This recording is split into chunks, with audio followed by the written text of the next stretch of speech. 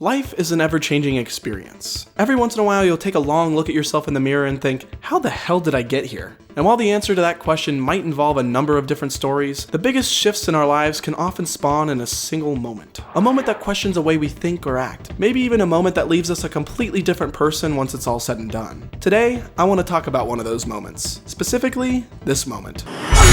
But I'm getting ahead of myself. Let me give you some context. The Walking Dead, for any of you that don't know, is a post-apocalyptic drama that follows Rick Grimes as he learns to navigate the world after it's been ravaged by walkers, geeks, corpses, the dead body, sickos, infected. After it's been ravaged by zombies. Along the way, he makes friends, loses friends, and goes from this, we don't kill the living, to this. So you're probably thinking, how the hell did we get here? Well, funny enough, just a few days before this, Rick wasn't trying to kill. He was actually trying to find peace. He'd been through plenty already. Waking up to a broken world, finding his family against all odds, witnessing his son get shot, having to kill his best friend who was trying to kill him, losing his wife during childbirth, and a one-eyed maniac trying to destroy everything he and his newfound family had built. But instead of falling deeper into grief, deeper into madness, Rick decided he wanted to live a modest life as a farmer and a family man. He decided to step down from leadership and form a council. And the crazy thing is, it was working. It wasn't perfect, but the community had order and Rick was less stressed, slowly but surely finding his humanity again. Which again makes you ask, how the hell did we get here? No! Well, you know that one-eyed maniac I mentioned? When he tried to destroy everything Rick had built, he failed. And he didn't just fail, he kind of went off the deep end. So you can imagine, if this guy already despised Rick before, this only made him more resentful. This is Philip, but the people he led called him the governor. Now I could go into detail, but putting it in simplest terms, he's a pretty messed up dude. Definitely has some sort of god complex, but his inability to take down Rick the first time left him alone and depressed. For a while he wandered in isolation, not caring if he lived or died, but through finding a new group of survivors and a new love interest, he had something to fight for again. Someone to fight for. The only problem was, he realized he couldn't keep them safe without a proper place to call home. And it just so happened that he knew the perfect place to go. But he also knew that if he was gonna go there, it wasn't gonna be pretty. Now that you're properly up to speed, let's discuss this moment. The moment that changed Rick Grimes forever.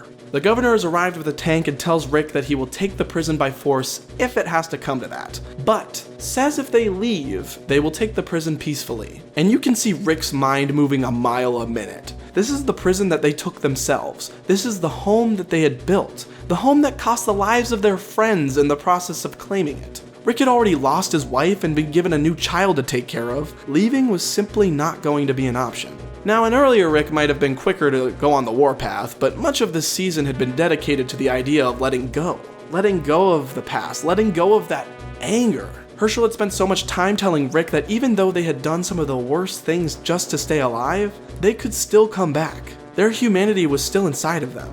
Having this in mind, Rick gives the governor an offer he never could have seen coming. We can all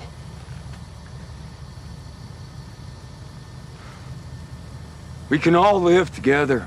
Notice how Herschel immediately perked up when Rick started that train of thought? Hell, Rick had to stop himself at first. He literally pauses, looks over at the tower that the governor's men had just blown up, and makes a face like, am I really about to suggest this? And he follows through with it, inviting this army that is threatening his family and his home, to live with them, under the same roof. And the governor is just puzzled. You can tell that he went into this thinking there were only two possible outcomes. One, Rick and the gang leave and he takes the prison peacefully.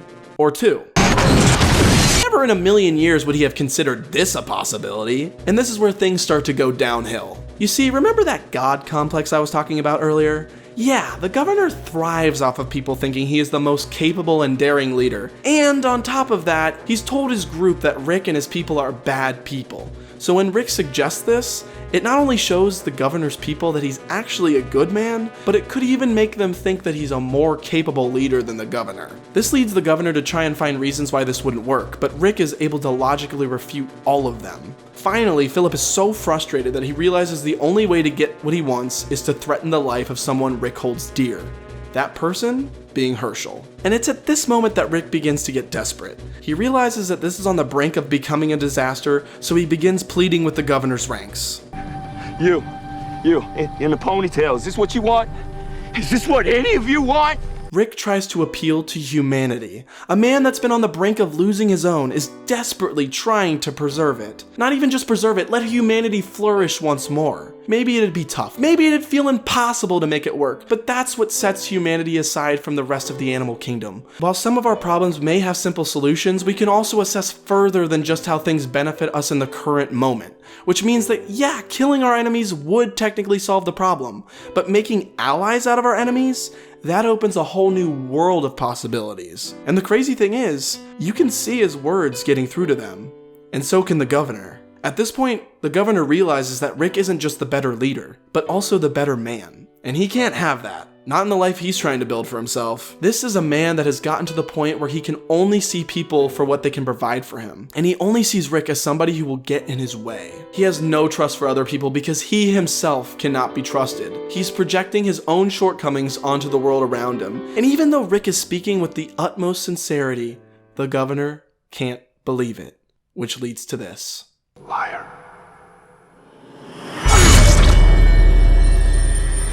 This is the moment that changed Rick Grimes forever. It wasn't just because he lost Herschel or because it confirmed his hatred for the governor. No, this was the moment that Rick Grimes lost his hope in humanity. From this point and beyond, Rick wouldn't see peace as a solution, at least not for quite some time. His trust for people was tarnished, he lost a mentor and friend, and the home that he'd built?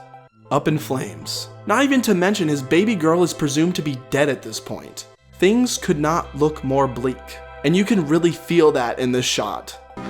Don't look back, Carl. Just keep walking. This is a man who is defeated.